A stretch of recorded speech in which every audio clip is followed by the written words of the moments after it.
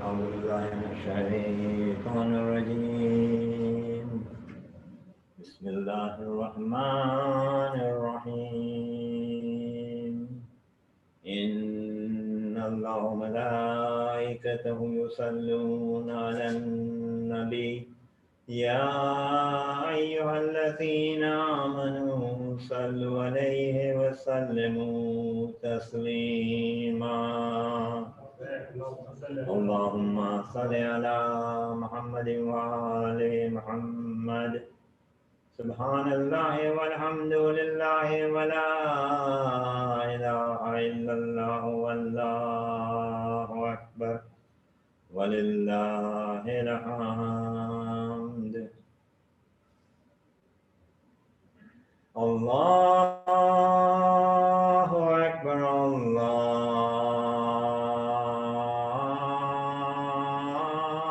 الله أكبر. الله أكبر الله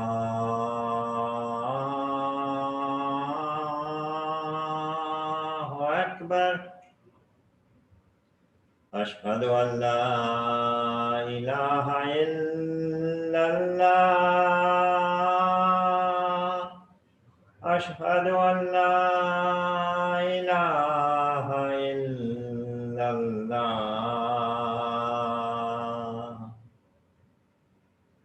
أشهد أن محمدا رسول الله صلى الله عليه وآله وسلم. أشهد أن محمدا رسول الله صلى الله عليه وآله وسلم.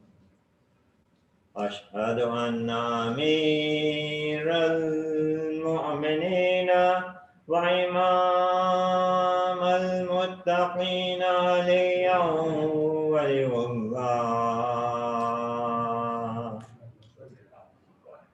أشهد أن أمير المؤمنين وإمام المتقين عليا حجة الله. حي على الصلاة حي على الصلاة حي على الفلاح حي حي على الفلاح حي على خير العمل حي على خير العمل الله أكبر الله أكبر لا إله إلا الله لا إله إلا الله بسم الله الرحمن الرحيم اللهم اجعل بيبارا ولسانا وشفارا ورزقدارا وأولادي أبرارا وجعل لنا قبر نبيك محمد صلى الله عليه وآله وسلم مستقر وقرارا برحمتك يا أرحم الراحمين اللهم صل على محمد وعلى آله.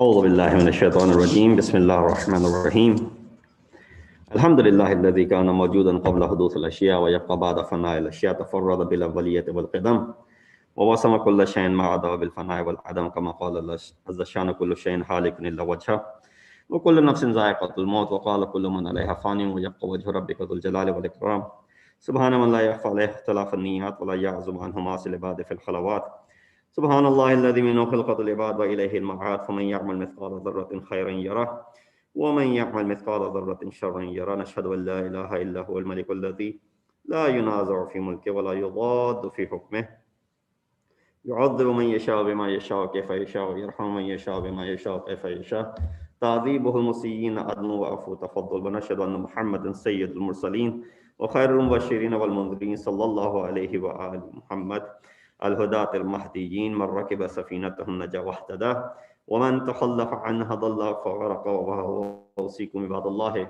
بالاعتصام بالتقوى فإنه حبل متين وعروة وثقى وقال الله تبارك وتعالى وقوله الحق وهو أصدق القائلين بسم الله الرحمن الرحيم يا أيها الذين آمنوا قوا أنفسكم وأهليكم نارا وقودها الناس والحجارة عليها ملائكة غلاظ شداد لا يعصون الله ما أمرهم ويفعلون ما يؤمرون صدق الله العلي العظيم السلام عليكم ورحمة الله وبركاته. I begin by advising myself and all of you to adopt the taqwa of Allah as is the best of provisions. The verse that I chose for today's khutbah is from Surah Al-Harim, chapter number 66 from the Holy Quran, ayat number 6. Interesting chapter. If you study, you find a lot of ahkam that are mentioned and very historical aspect of some of those ahkam. But the ayah that I chose, the tone of the ayah tells us that it has to do with the family and the structure of family in Islam. When Allah subhanahu wa ta'ala says, "O you who believe, save yourselves and your family from a fire whose fuel is men and stones." Save yourself, and along while you're saving yourself, you're gonna save your family. It's a normal thing, it's a common thing. For example, God forbid, you're traveling somewhere and there's a danger ahead. Now, you're not just gonna be selfish, say, well, I'll save myself and I can care less about my family. No. You're gonna be actually more careful when it comes to your family. You're gonna be more worried when it comes to your family. You're gonna try and save them as much as you'll try and save yourself. You'll do anything that is in your capacity to go ahead and safeguard them. For example, you're traveling and you're stuck somewhere and you're in a jungle or something, you went out hunting or you went out camping, for example, not hunting. And, God forbid something happened and some animals showed up. At that moment, you're trying to fight off that animal if you can, because there's no way to run. You're going to try and protect your family. Or, God forbid, you were caught somewhere where fire started. Now, when the fire started in the building that you were in, you're going to try all your best to try and help your family get out of there safe and sound. You're not going to just say, well, everybody on their own, and I'm going to walk out of here myself, and everyone on their own. And family, I can care less what they're doing. I'm going to go ahead and save myself first. And you leave that building, for example, and then outside, you're going to stand there, worry about your family. That's not how human nature works. That's not how we work. So therefore, you try and save your family along while you're trying to save your own self. So it says, Ya ayyuhalladhina amanu qu anfusakum wa ahlikum naran waquduha an-nas wal hijaratu 'alayha malaikatun ghilazun shadadun la ya'suna. It says, oh, you who believe, save yourselves and your families from a fire whose fuel is yourself. That's an amazing concept. That usually when we are building a fire, let's say, you're doing a barbecue, oh, it's winter time now, but during the summertime, you're doing barbecue. You add, the coal and you add fuel to it so that you can get the, flames going, so that you can cook the stuff on top of it. It said on the day of judgment or after the day of judgment in Qiyamah, in Jahannam, there will be a fire as well. But you think what will be in the fire? What will be burning in that fire? Some extra matter from outside, the wood, the coal, and whatnot. So the wood and the coal is you yourself. That's what's going to be burning. Inshallah, I'll elaborate over that. It says, over it are angels stern and strong. They do not disobey Allah in what He commands them, and they do as they are commanded. So the word waqud is a matter which ignites the flames. So the word waqud is being mentioned over here, that which ignites it, like the oil or the gas or the coal that is used, for example. That's why Mufassirin think al-hijara is the stone of the coal. That's what it is referring to. We read in a tradition that a young man, after hearing this verse, fell on the ground, unconscious, dead.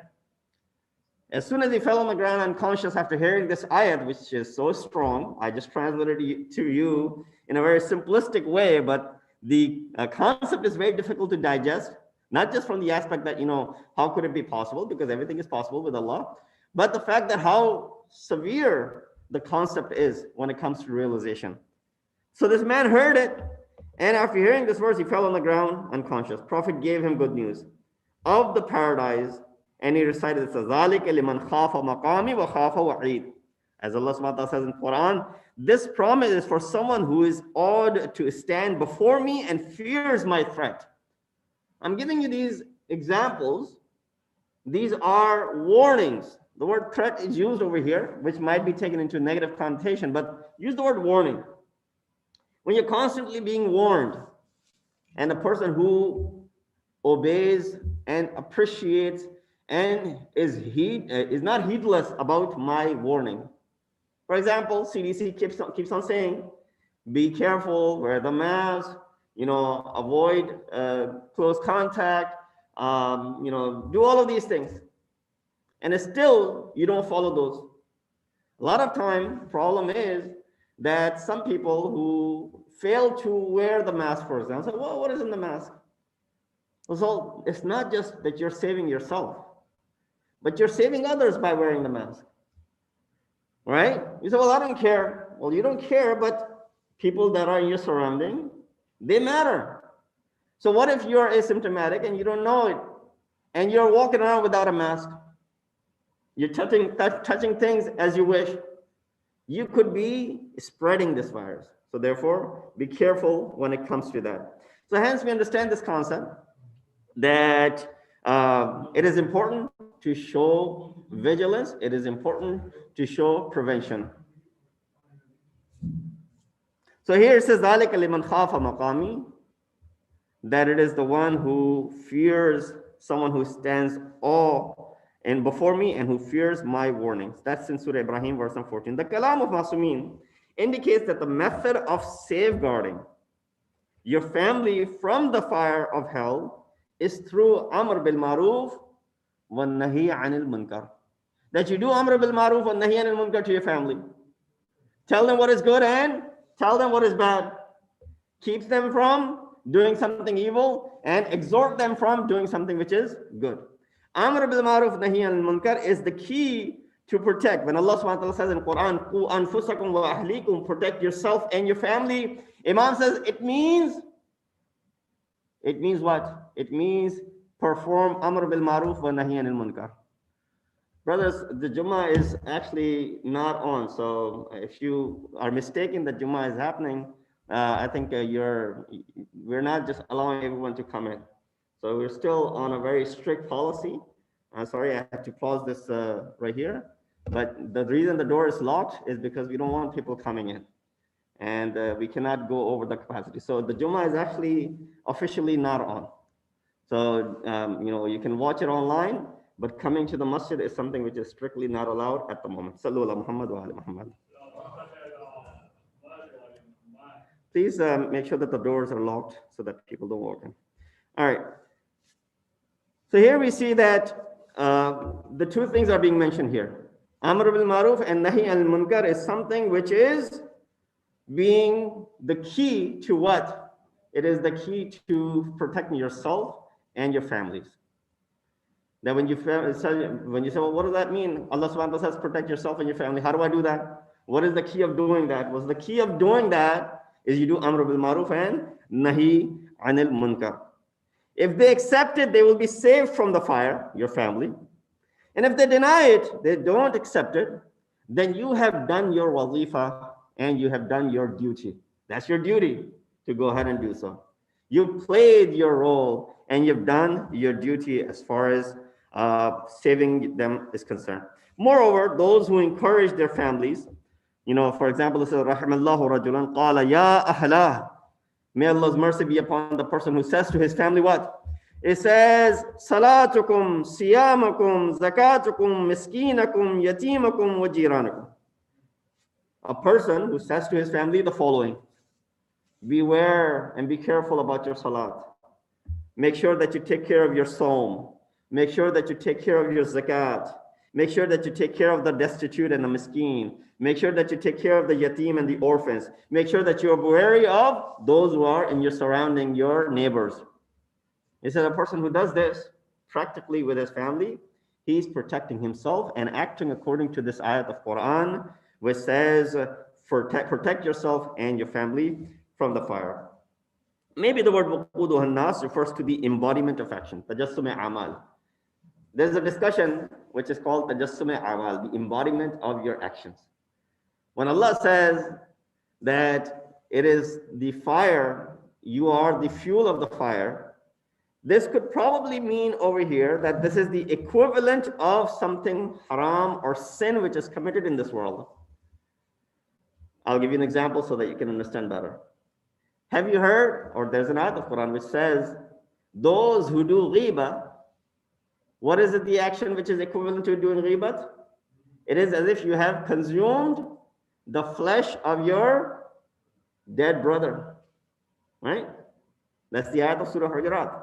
Those who do ghibat, it is as if they have what? They have consumed the flesh of their dead brother, who cannot defend himself, of course.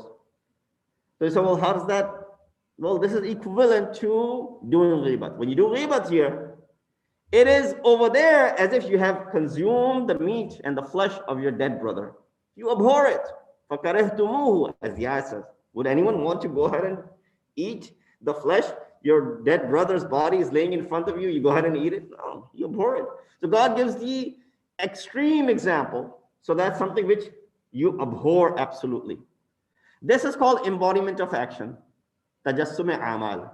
If you want to understand what is equivalent to doing ghibat in this world, in the hereafter, it is as if you're consuming the flesh of your dead brother. So when you do ghibat, over there you have actually consumed the flesh of your dead brother. And so the example of a person who came to Prophet during Ramadan, Prophet said, go ahead and eat. He said, well, Rasulullah, I'm fasting. She said, I'm fasting. Rasulullah said, no, you just did ghibat. You want me to show you what you just did? You actually ate something. Your fast is gone. Now Rasulullah was able to show that person that by doing ghibat, there was actually blood and flesh hanging out of their mouth. So that's called embodiment of action. This is also the embodiment of your action, that every time you commit a sin over here, it is as if you are providing for the fuel of the fire and the stones for the fire. So that's the gist of this ayah, which I wanted to convey the meaning of. The responsibility of your family lies upon you. You cannot be given a free pass tomorrow saying, oh, I took care of myself, but I couldn't do anything for my family. No, you still have a duty. And you have examples. Look at the example of Hazrat Nuh, alayhi salatu wasalam. His family, his wife and his kid, both of whom did not come on board the ship. The ayat are there. That was his duty, to make sure that his family is protected. But he kept on inviting them. He kept on doing what? Amr bil maruf wa nahy anil munkar. His son said, Sawi ala jabal, I will go ahead and take rescue on top of the mountain. When the flood comes, flood will be on the ground, on the valley, in the valleys, not on top of the mountains. So I'll climb the mountain and I'll be protected from the flood. Hazrat Nuh alayhi salatu wasalam responded, and this is nahi anil munkar. La ya'asimuka, there's nothing that can save you today. Even a mountain top will not be able to save you today, because you don't understand the magnitude of the flood that is about to come, because they've never seen such a flood before. So Hazrat Nuh did his duty. He kept on doing nahi anil munkar. Amr bil maruf, nahi anil munkar. But of course, if they listened, they would have been safeguarded. If they had boarded the ship, the ark, they would have been saved. The fact that they didn't board, of course, they were amongst those who drowned in it. So your responsibility is very critical when it comes to your family. As it is, it's not a religion of individual, infirad. Our deen is the religion of jama'at, community, congregation. And things done individually is not something what Allah subhanahu wa ta'ala wants you. Yeah, you can get by certain areas, but with responsibility, there are a lot of ayat in Quran that mention us. So, as this ayat says, وَأَمُرْ أَهْلَكَ بِالصَّلَاةِ وَالصَّبِرْ عَلَيْهَا. Exhort your family about salat and show, steadfastness on it. وَأَنذِرْ عَشِيرَتَكَ الْأَقْرَبِينَ. Warn your family members. Ya bunayya aqim as-salat wa'mur bil ma'ruf. Oh my son, establish the prayer and do amr bil ma'ruf. Oh Prophet, tell your wives, your daughters, your women from the mu'mineen to do this and not to do this. That's your exhortation. And there are many such ayat in Quran which talk about that. Similarly, there are many ahadith in this reference. Of course, I won't have a great deal of time to go into all of the ahadith. I'll share a few. That the kalam of Rasulullah, the noble Prophet, Hazrat Muhammad Mustafa sallallahu alayhi wa sallam, he said to Ali ibn Abi Talib, alayhi salatu wasalam, La yakhdimu li'ayala illa siddiqun aw shahidun aw rajulun yuridu Allahu bihi khayr dunya wal akhirah. He says, Prophet said to Ali, no one serves their family except a righteous, shaheed, martyr, or someone whom God wishes goodness in this life as well as in the hereafter. So make sure that you are at the khidmat of your ayal. Sometimes we believe that our duty is to do the khidmat of everyone else except our family. No, it's your duty, first and foremost, to do the khidmat of your family. Listen, no, I got the family because they can do my khidmat. So we take the word khidmat out of context. In our Desi mentality, khidmat leni hai, khidmat karwani hai. No, you have to serve. So the concept of khidmat is that you serve and you protect them. You provide for the means which will serve as protection. Now, protection is not just when it's cold, you buy them a jacket. So you can protect their bodies physically, but more importantly, you need to protect their minds as well, their aql, their intellect. Protecting the body, anyone can do that. Even the animals can do that. They can protect their children by going into, for example, caves or staying at a warm place. It doesn't take rocket science to do that. So you protect your family from the cold weather. You make sure there's heat in the house, right? Otherwise, without heat, in this day and age, you might not be able to survive. So all those things are good. You're protecting them physically. But more importantly, you protect them spiritually. That's what khidmatul ayal means over here. Protection through. Now we've given them whatever is in our possession as far as the gadgets are concerned, and they can go ahead and watch whatever they want to and learn whatever they want to from the very young age. You know, their tarbiyat is being done through television, through video games, through gadgets. And, you know, hopefully those things do not impact them that severely, that you're able to keep a close, you know, look on top of it and have everything under control. But that's when you start shaping up their spiritual being. And if it gets out of hand, then of course it's not going to be, you're not going to be able to protect them. So make sure that you're able to provide this protection. At another place, Amir al-Mu'mineen Ali ibn Abi Talib said, he said, Husnul khulq fi thalathin, ijtinabul muharim, wa talabul halal, wa tawassu'u ala al-iyal. Three things are considered good morals. Avoiding haram, of course, we already know that. Seeking halal, that's another one. Providing comfort for the family. Maybe we didn't know this one. We knew acquiring halal. Alhamdulillah, every one of us strive to go ahead and earn halal. And avoiding haram. Alhamdulillah, everyone tries to do that. We try to protect ourselves from haram and only consume that which is halal. I think that part everybody is understood. But Amir al-Mu'mineen said, Husnul khulq is three things. One, ijtinab of maharim, staying away from haram. Second, acquiring that which is halal. And third, out of nowhere, Imam says what? He said, وَالتَّوَسُّعُ عَلَى الْعِيَادِ, and providing comfort for the family. Tawassu', wus'at.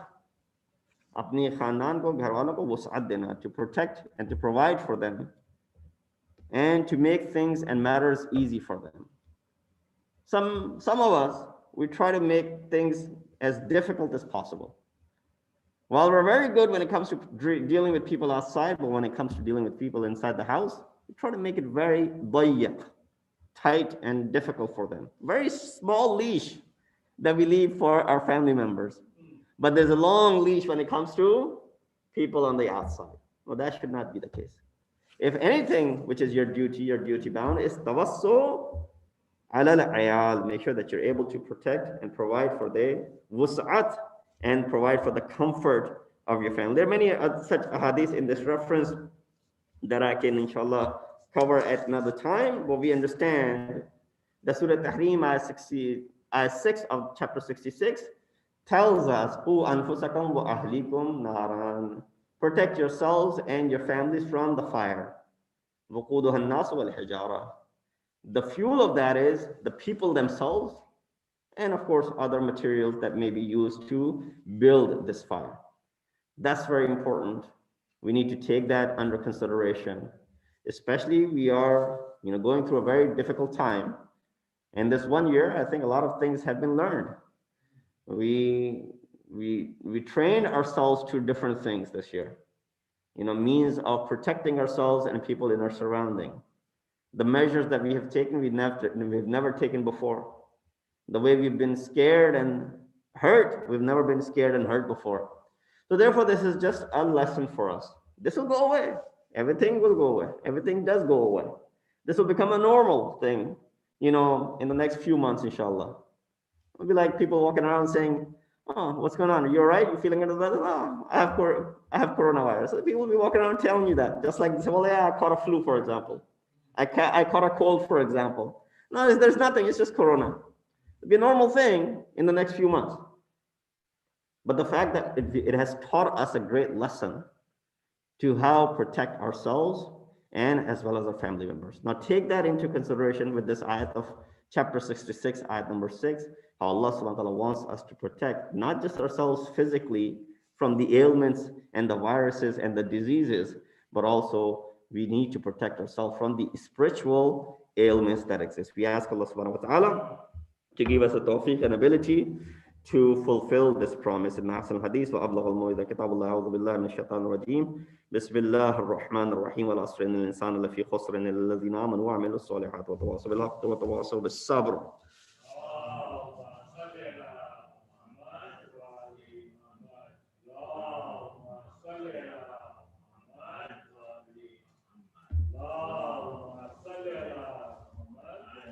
بسم الله الرحمن الرحيم الحمد لله الذي لا إله إلا هو الحليم الكريم غافر الضم وقابل التوب وهو الغفور الرحيم سبحان من سبقت رحمته وغضبه وبسط اليدين بالرحمة سبحان من لم يكلف نفسا إلا وسعها وفعل السيئات ولم يجاز بها سبحان من لا يزداد ولا معصي لبعد إلا كرما وجودا ولا كثرة الذنوب إلا عفوا وصفا نشهد أن لا إله إلا هو لا توفل لبعد بجوده ولا بعد المظلمين بعلمه نشهد أن محمدا نبيه وحبيبه سيد المرسلين وشفيع المظلمين بعثه رحمة للعالمين صلى الله عليه وآله على قدم ركب الله في محكم كتابه والصلاة على نبيه بحبيبه قالت علما لكم وتشريفا لصفي ان الله وملائكته يصلون على النبي يا ايها الذين امنوا صلوا عليه وسلموا تسليما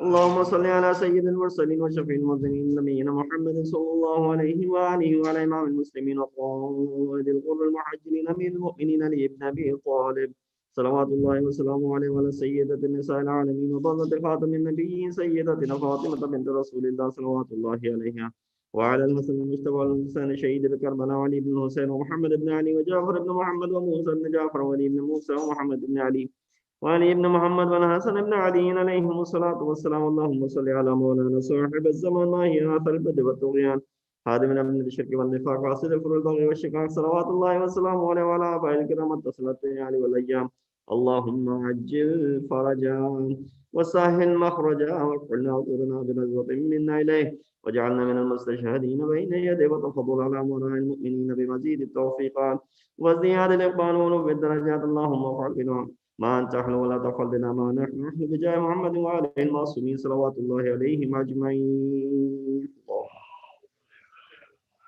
اللهم اجعلنا ممن يذكر فتنفعه الذكر ان الله يأمر بالعدل والإحسان وإيتاء ذي القربى وينهى عن الفحشاء والمنكر والبغي يعظكم لعلكم تذكرون